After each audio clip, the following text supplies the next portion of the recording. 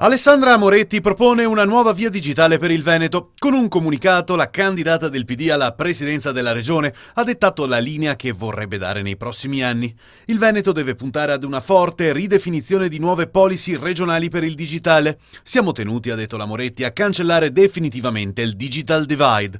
Desideriamo portare la copertura della banda larga sul 100% del territorio regionale e della banda ultralarga almeno il 70%. Sul fronte politico, intanto, ufficializzato l'accordo con Sinistra Veneta, costola di Rifondazione Comunista, che ha deciso di appoggiare, a differenza del partito, la candidatura della Moretti. Noi siamo convinti, insomma, che le ragioni del buonsenso e il nostro tentativo di costruire dei passaggi che siano utili appunto alle fasce popolari verrà sicuramente compreso il 31 maggio alle urne. Ecco.